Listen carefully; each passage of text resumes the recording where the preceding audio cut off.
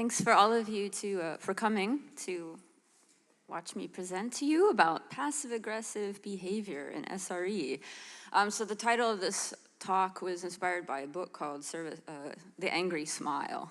And so that's sort of like a nice metaphor that you can use as we go for understanding what this term is, and we'll also investigate in detail what passive-aggressive actually means. So I come from Zalando, which is a land far away. We have a headquarters in Berlin, Germany. We are Europe's top online fashion platform. There's lots of statistics here showing how big we are, but we have millions of customers, and so we have lots of products to keep available and running for them. In terms of our SRE operations, so we don't really have a centralized team, but we have on-call 24/7 inside our teams, and we do have some dedicated advocates for the SRE practices, and they do trainings in our team and advocate and are very passionate about spreading the word. And we've, since last year, really undertaken blameless postmortems, so sharing information about incidents and learnings, and so we're building SRE culture at the team level in these ways. About me, this is my Twitter handle. I'm a Twitter handle myself. I have a few jobs. So I'm an Agile producer, which is like a combination Agile coach, project manager inside our core search team. So we do on-call. I'm also the open source evangelist for the entire tech team, so if I'm not talking about this, I'm usually talking about readmes and documentation and user research and open source development. So Betsy Byer's talk this morning was awesome for me. I'm a member of the Red Hat Open Organization Ambassadors Group, so that's a volunteer group that leverages Red Hat's commitment to open culture and creates models, books, articles, etc., about how to spread openness in organizations. And I've been on the program committee of this conference since 2 years, and it's an awesome committee. Here are a couple of projects of mine that you might find interesting, especially the first one, which is relevant to this topic because it's a list of resources for managing and leading teams and building accountability in tech. So why a talk about passive-aggressive behavior? Well, because I've seen this in action and I've seen the costs. So things that I've heard or witnessed by first-hand experience or just friends is the things that you might find familiar, these statements. Somebody else should create the alerts, like the magic alert man or woman should care and do these alerts that we just don't want to do or implement. Or I don't want to fix the incident. Well, your customers also, they want to use maybe their banking service or their social media platform, and so somebody's going to have to fix this, and so you could do it or you could just pass the work on to someone else. It's their fault the service is slow, so it's somebody else. I'm not to blame, I'm absolved. Maybe it's even the tools, these stupid tools, ARG, I hate them. I hope somebody or nobody will notice that I didn't do this thing, and then maybe you have an outage and then everyone will notice. Or I just don't have time. I don't have time to listen to you about your SRE stuff, this SLO whatever. Please leave me alone. So with this, I want to bring to you like why we actually, yeah, this might actually, you can basically hear them. Like, I'm not passive aggressive, unlike some people I know. So I want to bring to you some awareness of what this is and how this might be affecting your lives as SREs, as leads, as colleagues of teams. So this is hopefully, and at the end I want to help you get to solve this problem by giving you some ideas about what you could do. And I'll also tell you about where this term even comes from. It's got kind of an interesting history. So let's start with what passive-aggressive actually means. And so the most legitimate definition one might find out there comes from this big book. This version itself has like 915 pages, so if you're looking for a long read, you can download this for free. The Diagnostic and Statistical Manual of Mental Disorders has, in its 4th edition, which came out in the 90s, this description, that the essential feature of passive-aggressive behavior is a pervasive pattern of negativistic attitudes and passive resistance to demands for adequate performance in social and occupational situations. Now, this is actually in reference to more of a diagnosis instead of just maybe a temporary form of behavior. So this is pointing at a personality characteristic and not just a passive, spontaneous moment. So we're not really gonna diagnose people today. That's not very ethical, and we're not armed for that. And I'm not a psychologist, so I'm not really equipped. But this is a pretty reasonable and reliable definition. This book is used by medical practitioners around the world. It comes from the American Psychiatric Association, so it's fairly legit. In this fourth version of the manual, there are these 7 criteria, and this is, I hope, the most text-heavy slide of the day that I've given you. But you need to have 4 of these 7 to actually have the pattern to qualify for actually having this be a personality characteristic, according to the manual. So passively resisting, fulfilling routine occupational tasks, complaining about being misunderstood or unappreciated, being solid and argumentative. So some of these might come up in your lives when there's a post-mortem and somebody just doesn't want to do it. And like, why do we have to do this thing like for pleasing someone else, instead of maybe thinking that this is good for our team and this is good for us to keep our services reliable and running. There's sort of like this victimization dynamic that comes up. Unreasonably criticizing or scorning authority, and we'll get to this one because it's kind of interesting for us in the tech world where we're often talking about autonomy and challenging authority. Expressing envy and resentment towards those who we perceive to be more fortunate. Exaggerated and persistent complaints of personal misfortune. So woe is me that I have all these incidents that I have to think about, and though these outages and those services that the other team doesn't do right, that's where it might become passive-aggressive for us. And there's also this dynamic of alternating between being hostily defiant and then being sorry. So maybe being more aggressive and then, retreating and saying, I will do better next time, but then not following that up with an actual action. In the workplace, this manifests in this kind of dynamic where it's covert anger. So it's not shying away. There's an anger, there's a strong emotion there. But what happens is that you try to mask it because you're maybe not comfortable with the emotion. And so it's really uncomfortable to carry this around. So the way that passive-aggressive works is that anger gets transferred. So you maybe say that you take a stance that I'm powerless, like I'm not able to change our systems, I'm not equipped to handle this problem. And then people around you might realize that you're quite a smart person, so they know that you can do it, and then they will get angry because they rely on you to do something, and now you're kind of resisting to do it. This intersects often with narcissism because what happens is that it puts the self above the team or the company. So it's really about what I need and what I want, and that's not. It's irrespective of what others might depend upon me for. Forgetting duties is one common manifestation. So a person says they will do something and then they don't do it, and you ask them and they didn't do it, and then it happens again and again. Procrastinating, so hoping that someone else will do the thing that is looming, and then, I hope nobody notices that I didn't do it.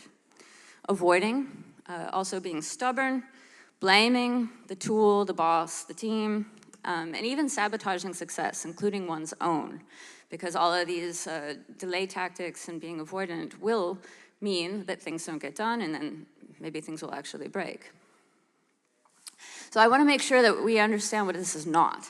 So it's not about being a quiet person. I'm an extrovert, but there are so many introverts who are very capable leaders, and so this is not about saying that you have to be like outgoing and energetic and rah. I mean, you can be extremely effective and be very quiet, even being socially awkward, but it's, there are methods for communicating that do not involve being on stages or being loud or being the things that some of us might be. And it's also not about being the hero or the rock star. So that's a common anti-pattern.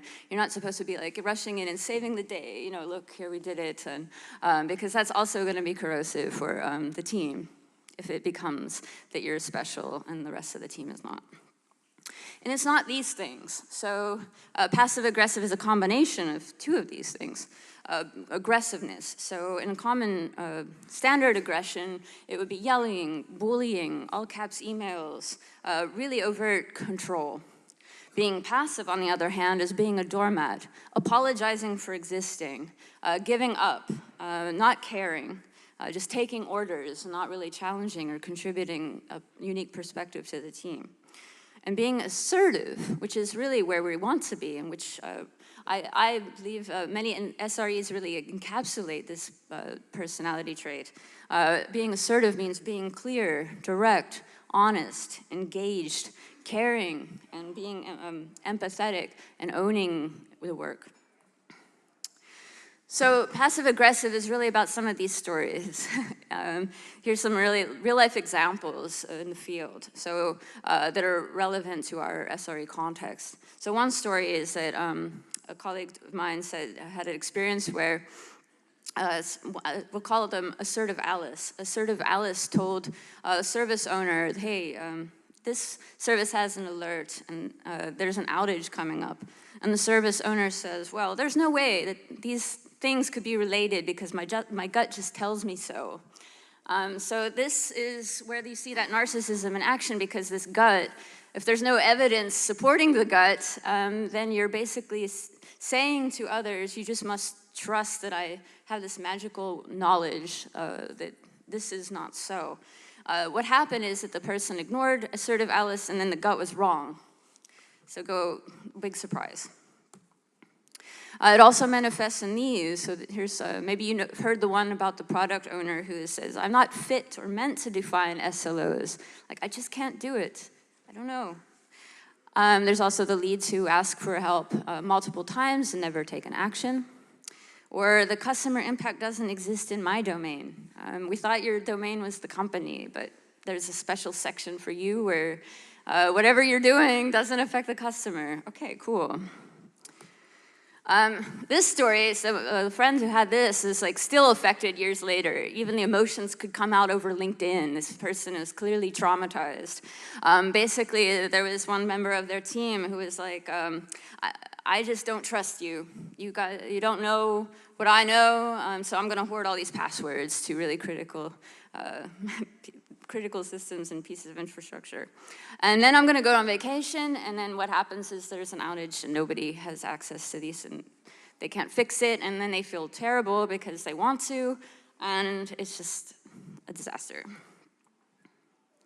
One of my favorites was this one, it's the customer's fault. So during an SLO review meeting, a service owner says that the customers created the errors and they shouldn't be hurting my SLO. And then it's like, well, your SLO, like what about the teams and the product and the company? And this is also common, like so in workplaces. This is not our personal example, I got this from the Google, but this note is, this is how we see like a lot of communications in offices that are kind of awkward, where passive-aggressive is really on full display. So this note says, please throw your food out in the hallway trash. I think we would all appreciate the newsroom, so this is a reporting context, not smelling like day-old ketchup all the time, and then somebody, they call themselves your passive-aggressive coworker, and then somebody writes in ketchup, sorry. So maybe this ketchup person is evil, but probably not. Here we see, like, for me, it's like there's not trust happening here. Like, people are not working out these things in face-to-face. And what does that say about the environment? So are people feeling like they can speak up? What is the level of psychological safety in this newsroom so that they can be honest and apologize and work these things out in person? And so there's also this dynamic in this note about how passive-aggressive is really great in the workplace if you want to like do something and or not do something and have no one know about it, because it's creating this whodunit effect. Oftentimes, there's this omission, and that is the problem. So there's a lack of evidence or actions to point to instead of being overt or having a collection of overt actions to look to and understand who is accountable for something going wrong. So where does this actually come from? So we've just looked at a Ketchup note. So there's this ambient lack of trust that often manifests and creates situations where people don't feel like they can speak up. So this is obviously not exclusive to our lives. This is comes up all in many situations. And so now we will take a little seg or detour into history and see where this phenomenon actually got a name and also grew in awareness over time to bring us to where we are now. So the history of this actual term, passive-aggressive, comes from the war, or the war context. After World War II, this guy, Colonel Will Menninger of the US Army, there was a technical document where this term, passive-aggressive, appeared. And this document was referring to soldiers who, during World War II, displayed a passive-aggressive behavior by resisting authority, pouting, being stubborn, being inefficient, and procrastinating. So these were the characteristics assigned to the term.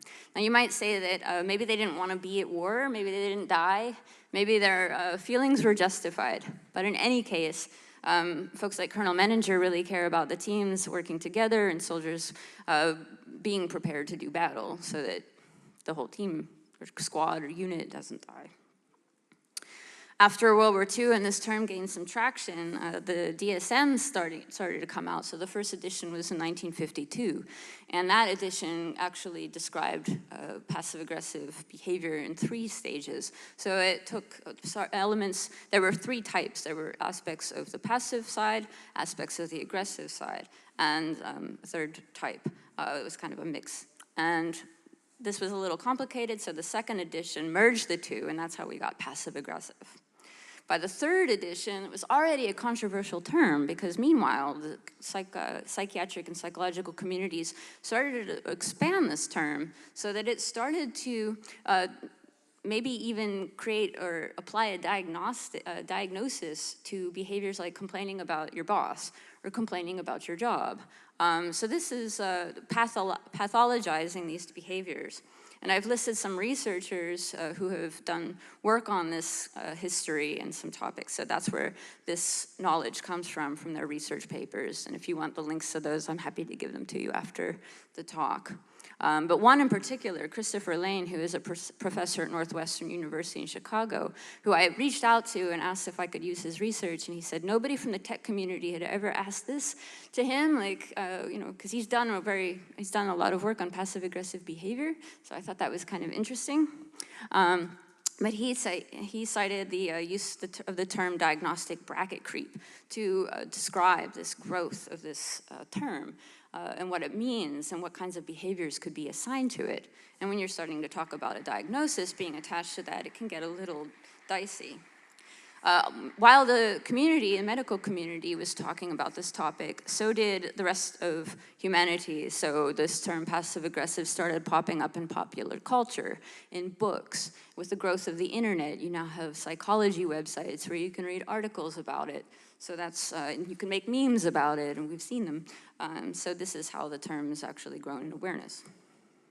Today, so the DSM-4 is not the most recent edition of this manual. The 5th edition has come out, but the terminology and descriptions of passive-aggressive are roughly, they're still from the 4th edition. There was the addition or changing of the name from the basic passive-aggressive personality disorder to negativistic. So this adds a lot of the attitude side of the disorder criteria. And this has been a little bit controversial because, again, it points to basic pouting, complaining, not just as something we do, but as a problem, like a medical problem.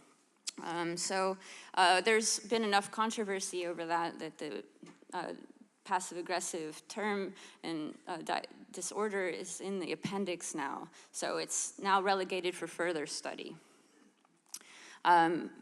We said earlier at the beginning of this talk, or I said that we would use the definition here because it's really the most clear-cut and reliable and sort of standardized. So I want to just refresh you about what this manual said as we go into our next section, where we'll see this more applied directly to the tech environment. Once again, it's about a pervasive pattern and a chronic attitude and behavior. And it also involves these demands for adequate performance in the workplace. So what does adequate mean to us? So this is a very subjective term because we all come from different cultures, we all have different norms, companies are different. So we might not be fully clear all the time about what adequate means and what our expectations are of each other, how we expect each other to perform, to show up for work, to show up and help out when we have an emergency situation. You know, today's war room looks more like on the right, but this is, you know, the comparison and the same basic dynamics apply that we need to basically huddle together to solve problems very quickly. And if one of us or some of us aren't really fully engaged, that will diminish the overall effort. But have we communicated the impact of that to our teams? And again, that points to whether there's adequate notice of what is expected of us. So yesterday, I think it was, there was one of the talks, like, I'm sorry, I can't remember right now, but the point was made about it, and I don't have my notes, so I can't tell you.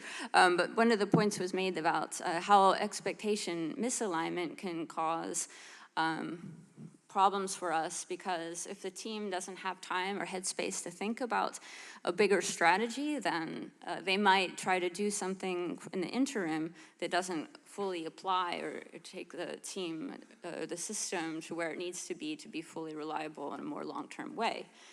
So if a team or if our teams are doing a lot of firefighting, we might never have that chance to step back and ask ourselves, like, what are we doing? What does this all mean? What is our purpose?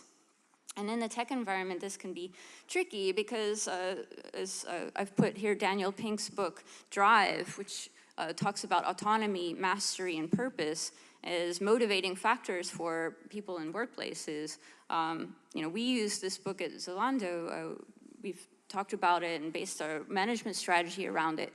But if these kinds of pillars are not clear or in conflict with each other, then it can lead to situations where people might, their only reaction or response is a passive-aggressive one.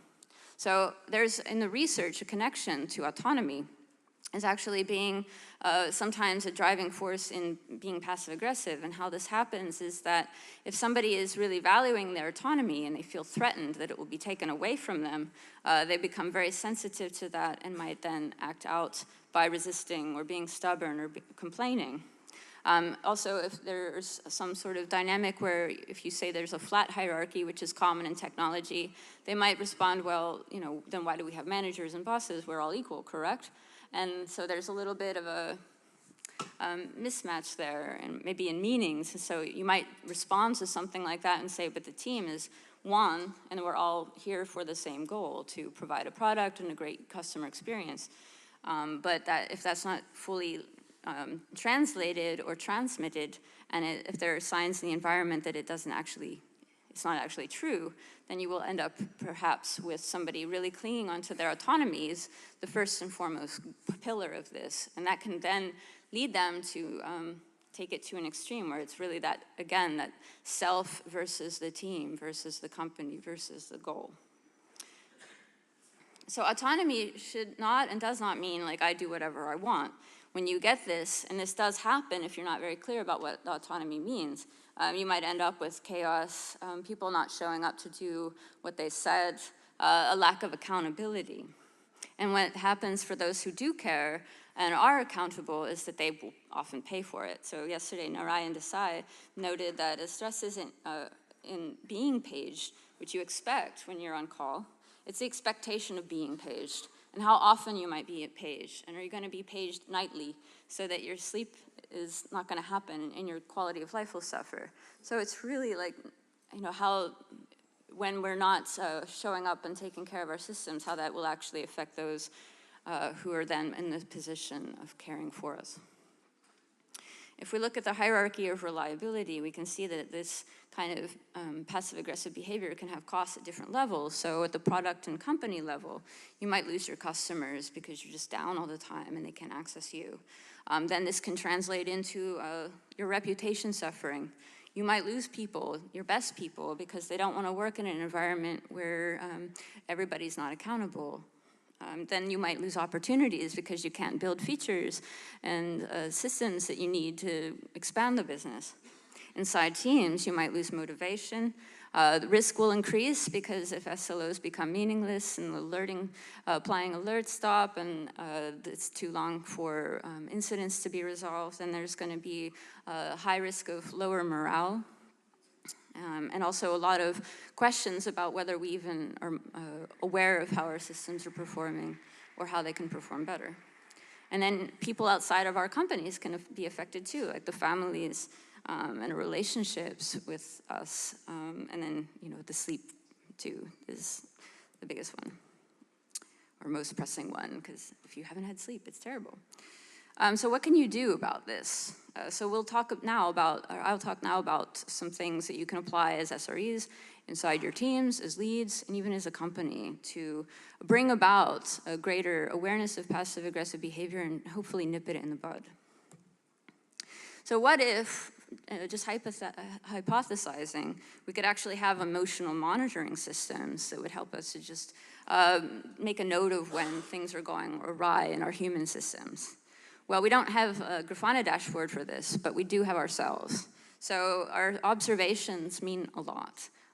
Being aware of what people are saying and patterns of behavior at both the individual and team levels, and noting that and questioning it and trying to understand where it comes from, those are all, that's our monitoring system at work in ourselves. We can read about team dynamics and motivation and lack of engagement, and we can study up on the research to understand the more universal context for these behaviors. Dan Ariely is a great researcher for understanding irrational behavior. So, why do people believe so strongly in things that are kind of fictitious?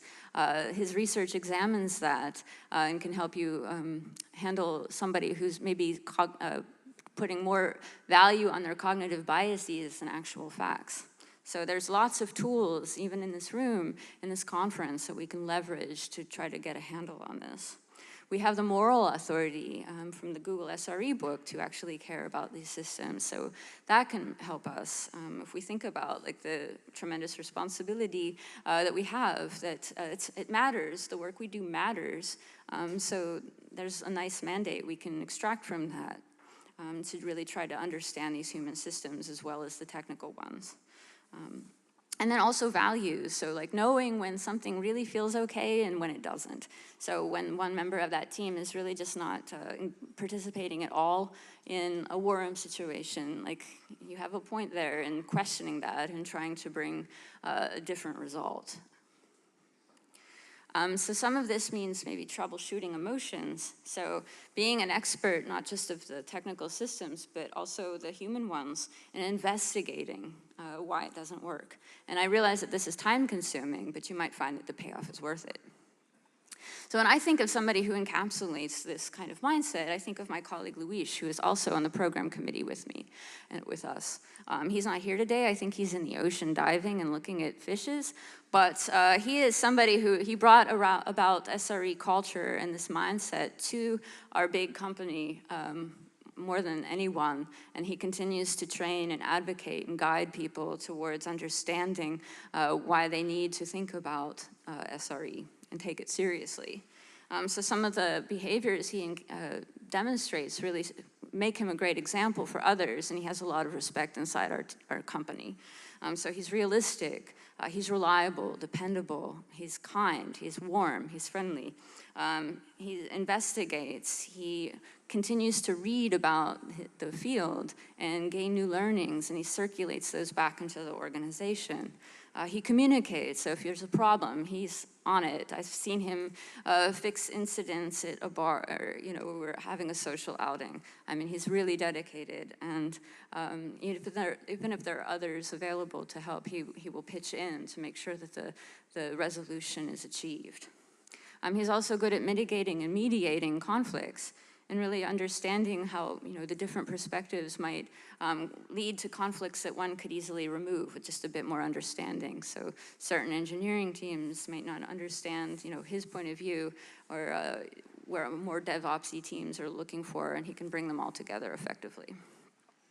One of these, maybe the primary foundation action, because it's not really an emotion, it's an action or a set of actions that all of these kinds of behaviors kind of fit under, is empathy.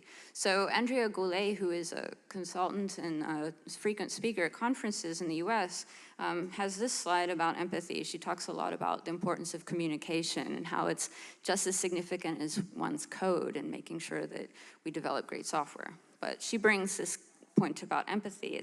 It's a skill. It's something you can actually learn over time. And it comes from a set of actions that one puts into practice. Listening, interpreting, understanding other people's points of view. We all have these skills in the SRE context where we're trained to investigate, analyze, find the cause. We have practices like the 5 whys that can help us really get to multiple factors that are causing a problem. So we already have these in our work, so we just apply them to humans. For SREs, this often manifests as patience. So some of the situations where you might find yourself in is persuading people to do things to keep services running. Reminding them of the customers and really being that advocate can help you achieve that. Explaining why we should care, why this matters, you know, that can help diffuse resistance.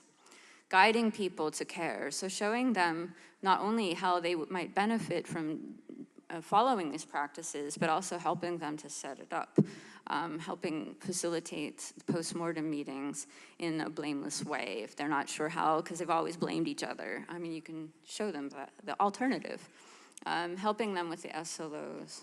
Then maybe you even have to go a bit further in helping them structure their processes, but you have that power to influence this. By using collaboration and being of service.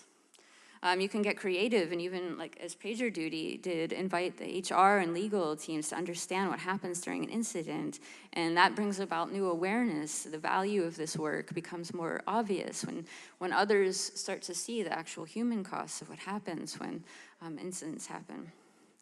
In that case, you know, I think the HR person said, "Oh, this is a mental health issue."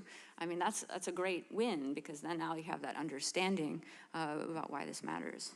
And then we can also simplify and focus on the facts to really help make all of this work seem a lot less intimidating. One thing that I do a lot, so as a role as producer and working with a team, we were in a storming phase. You know, as we grew, we're getting on call, getting up to speed, better monitoring of our systems. So trying to understand the dynamics inside the team is often best achieved in a one-on-one. So, and not just having a conversation about, you know, what we did this weekend, but actually like taking those skills that are attached to empathy, the listening, the challenging, the interpretation, and applying that into a pretty rigorous discussion with someone or a team. So what one does to implement this is you basically present a scenario or a question, not expecting the answer, and your goal is not, as the driver of the conversation, is not to fill in the information, but to allow the audience, your partner in the conversation, provide the content.